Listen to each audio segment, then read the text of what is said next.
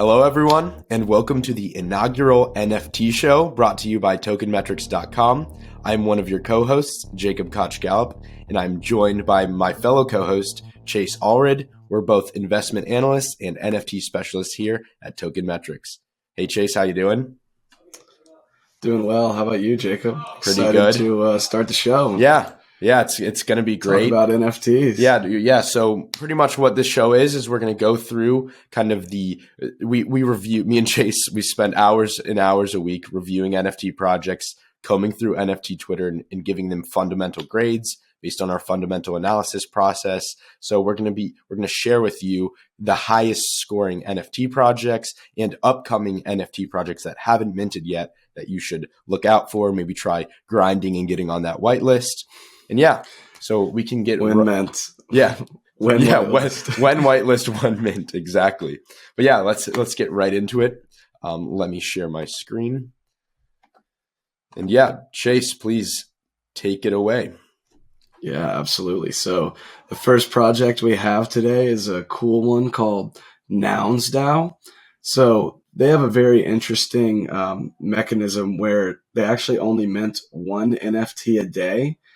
If you scroll down one sec, Jacob, it says one noun every day forever. So essentially they're auctioning off one of these nouns every day for eternity, essentially. The proceeds from the auctions go 100% into the treasury. If you look in the top left corner, you can see that's a 20,000 ETH treasury. It's about $56 million at today's prices. And these things can get pretty steep. Yesterday's noun 212 went for 70.3. The day before, 106 ETH. And if those glasses look familiar, you might recognize them from a Bud Light Super Bowl ad that they were featured in. So if we go into the DAO, we can see proposal number 33 here is to feature one noun, or in exchange for one noun from NounsDAO, a quote, prominent beverage company will include the Nouns glasses in a 2022 Super Bowl commercial. This was actually something we wrote about before the Super Bowl in our Token Metrics Navigator that goes out to our platform subscribers. It was really interesting, really cool ad. And definitely really good stuff going on over at NounsDAO. The team itself is anonymous, but they're very open on Twitter. Super Gremplin, who's a famous NFT artist, he's sold pieces for hundreds and hundreds of ETH. Crypto Seneca is another famous nounder, is what they prefer them. The founders of the team are the nounders.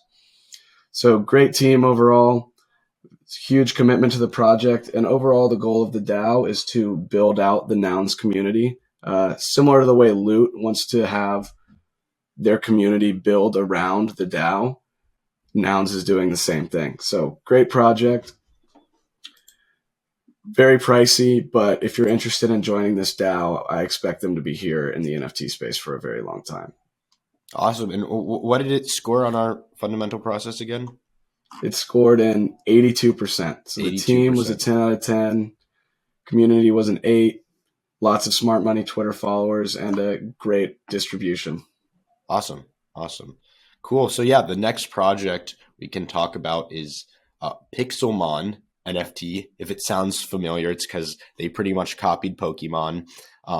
But we all know and love Pokemon, the video game series. So it's a great nod to it. Also, I think what another interesting feature is they kind of also got inspired by Microsoft's Minecraft blocky feel. So this is an example of one of the Pixelmon. It's one of the dragons, but what exactly is Pixelmon? So it's an open world RPG NFT.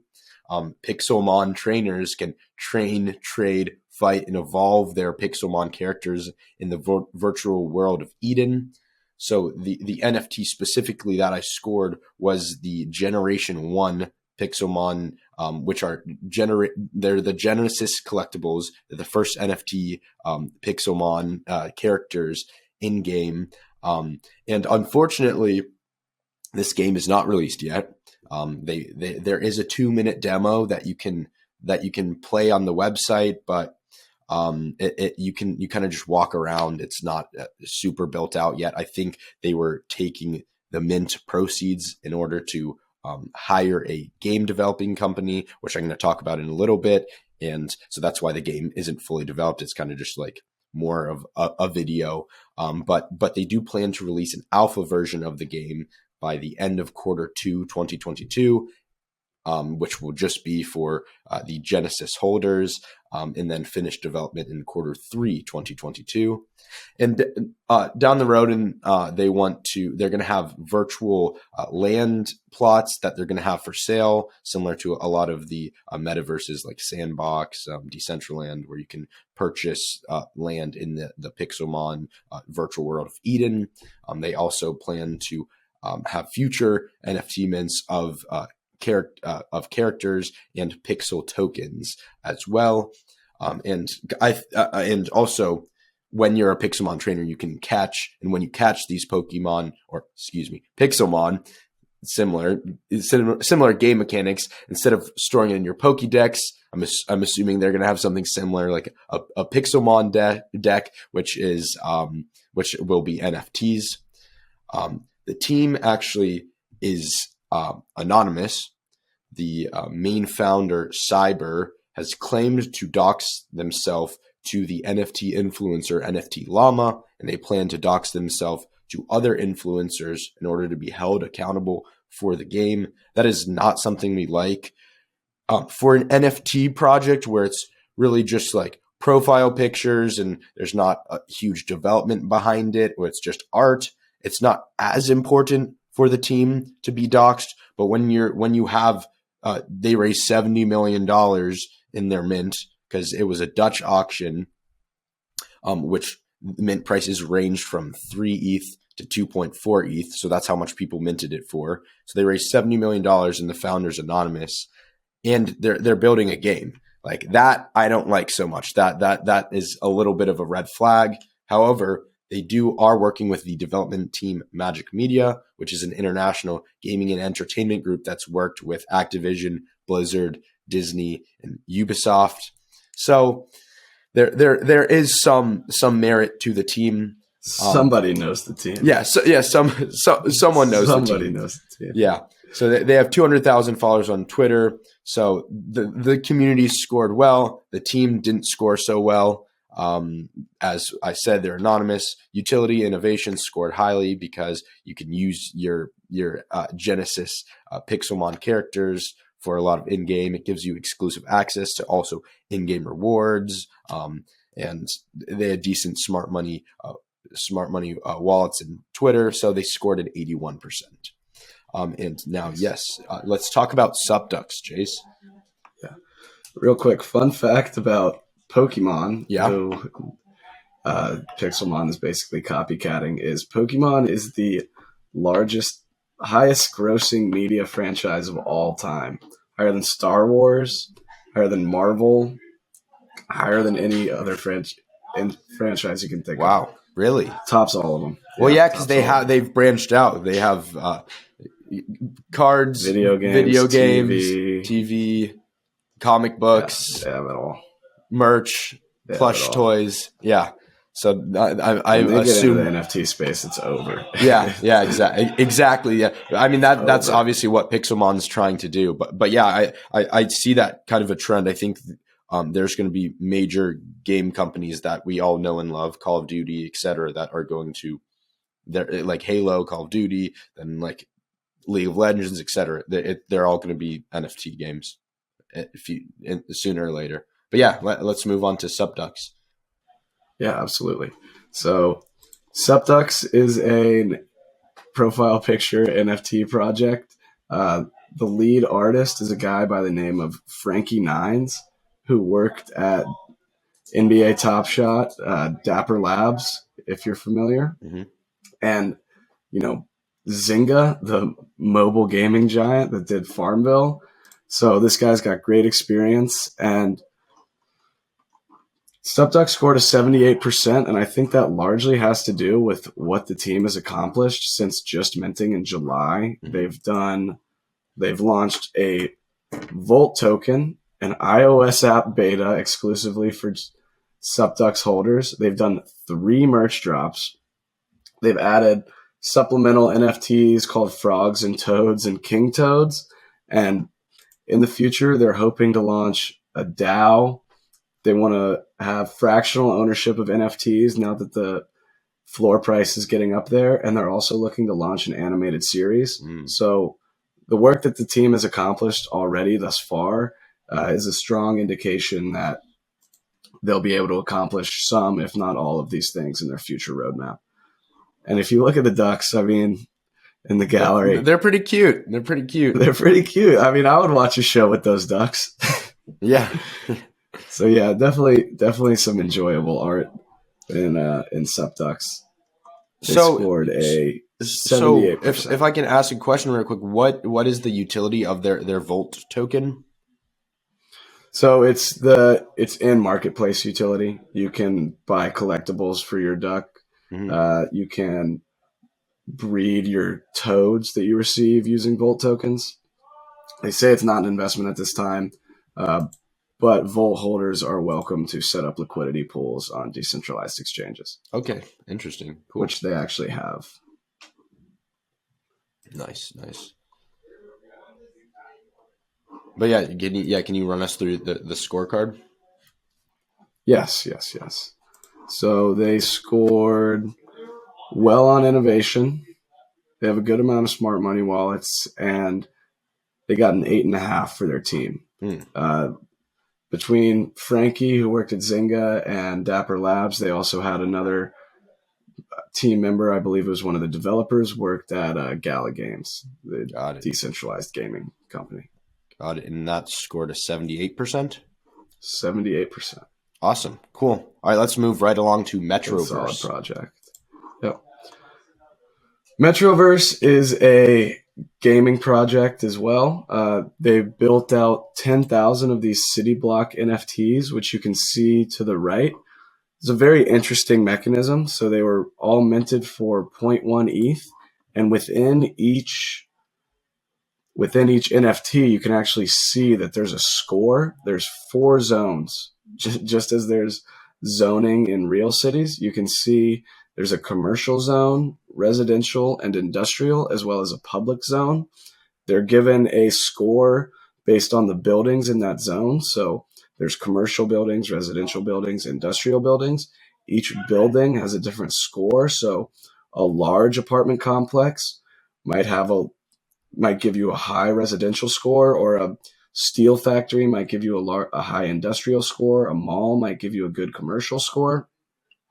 This, that, and the other. And then you have an overall score. You then stake your city block NFTs for these MET tokens, and you're given a proportional amount of NFTs to your score. So the higher score of your city block, the more MET tokens you'll mint.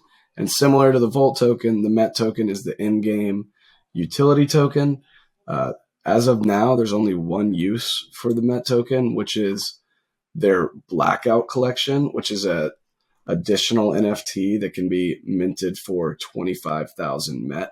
They expect, based on the number of MET that have already been minted, they expect the entire supply of MET to be spent on this Blackout collection, which I thought was pretty interesting. Wow. And another good sign. What's the supply?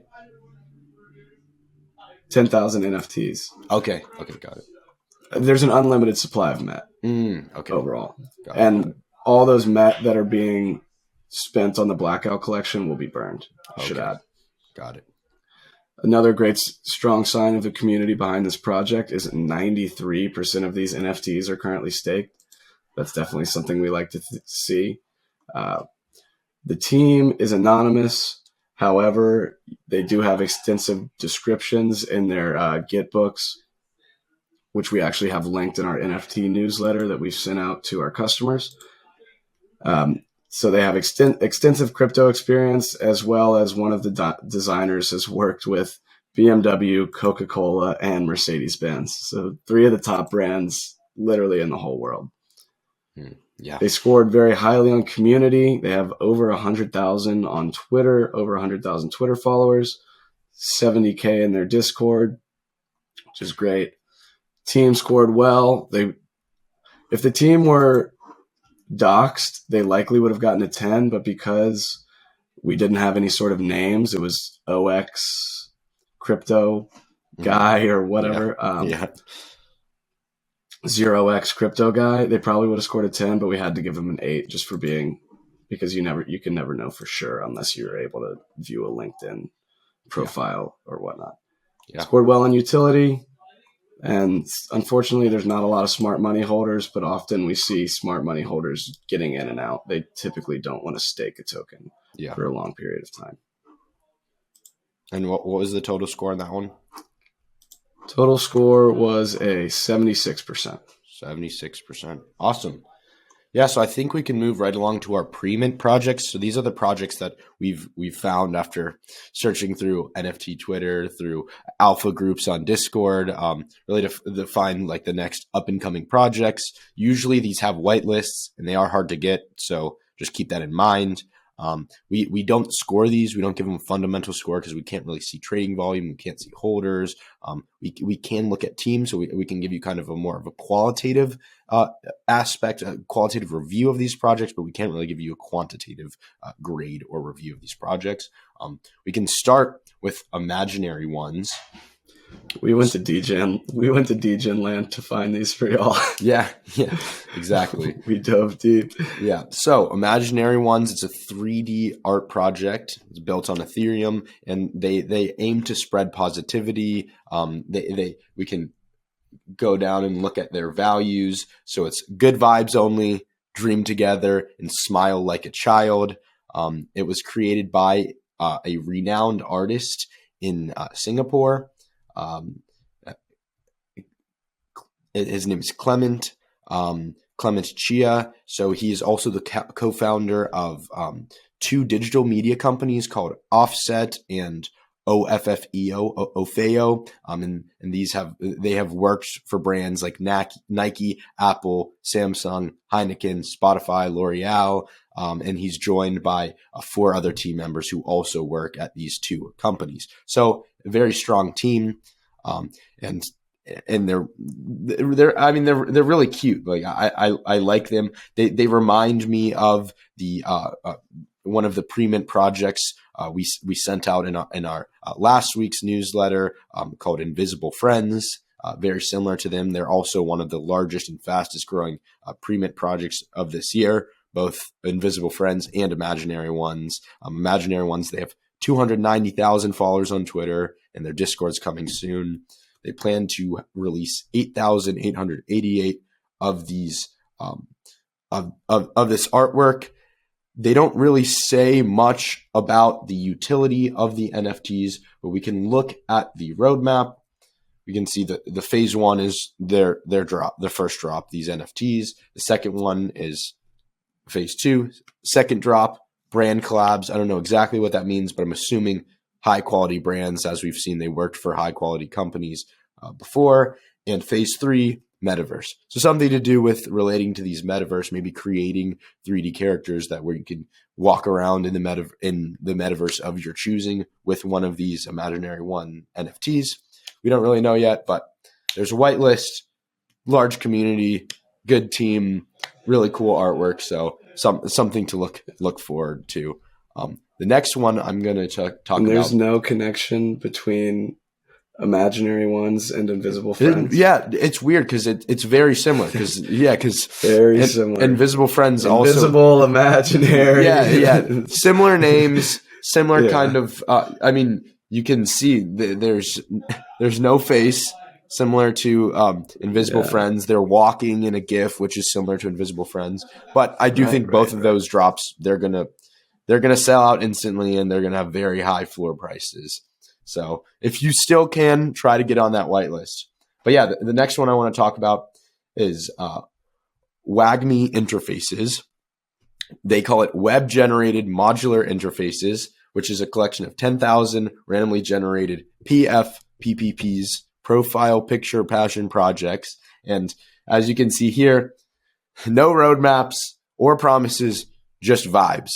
That's their claim, which I actually really, really like that, because this reminds me kind of in middle school when people would run for the middle school president. They say, we're going to bring back recess. You're going to be allowed to use your phones at lunch. Like all these empty promises. Obviously, that translates to adult politicians who do similar, kind of give empty promises. But yeah, I see that a lot with NFT projects. We're going to build a metaverse. We're going to buy, like all these crazy promises, and WGMI Interfaces, they're keeping it real.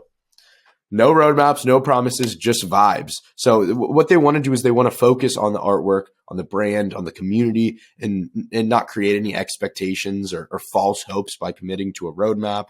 And kind of the interfaces NFT traits, it's inspired by internet culture, giving a nod to hardware, tool, apps that software designers use in their everyday lives. The team consists of Anna Kajda, a 3D illustrator at pitch.com, Best Serve Bold, a freelance 3D artist, and Arek Kajda, also a 3D designer and illustrator. Obviously, there's no information about the utility of the project besides its aesthetic appeal. It also has very large community, 200,000 Twitter followers, no Discord, nothing else. They only have Twitter. So if you see anything else, it's fake. They only have Twitter. The projected mint date somewhere in Q1, and it's 100% pre-sale. So you have to. There's no public sale. You have to be on the whitelist to buy one of these NFTs. And I think last one. Let's close it off with Aku World, and Chase. You can take it away. Yeah, Aku World. This is a art/collectible project. It's being released in 10 chapters, and it follows the story of this adventurer named Aku, who is a black kid in a space helmet. So essentially, Micah Johnson, who's a former MLB baseball player turned NFT artist, was asked by his nephew, who's a child. He said, Uncle Micah, can black people be astronauts too? So he started drawing this kid for his nephew, and he knew immediately the power behind this. So each chapter is a chapter in the story of Aku, the adventurous astronaut. They have a very interesting minting process this time around. So they're minting on Nifty Gateway for $999. No whitelist, no set supply.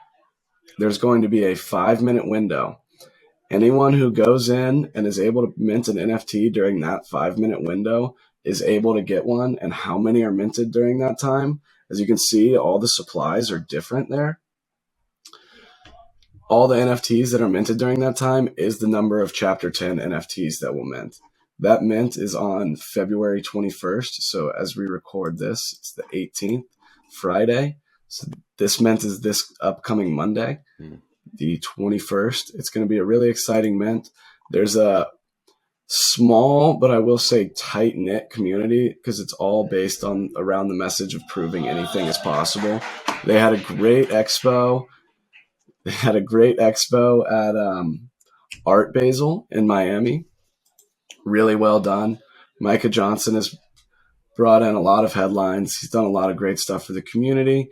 And the utility behind it is holders of these original Aku chapters will have access to Akutars, which are a collection of 15,000 3D Metaverse compatible avatars that take the shape of Aku himself with the space helmet. So I really think it's a great story. Very, very cool minting process. It's something I have not seen in any other project. And also, I think the art is really interesting and the story itself is interesting. Are you planning to ape in on Monday? Not financial advice? Not financial advice. You might see me on Nifty Gateway. Awesome. Well, great. I think that wraps up our NFT show. This is going to be a weekly thing, so make sure to come back, see what collections scored well, see what projects we're looking forward to that are pre-mint. Stay with us. Have good vibes. like WGMI Interfaces says, no roadmaps, no promises for the show, just good vibes here. So good vibes. Yeah, thank you. Possible. Make sure to watching, guys. smash the like button on this video, subscribe to Token Metrics, and we'll see you next week.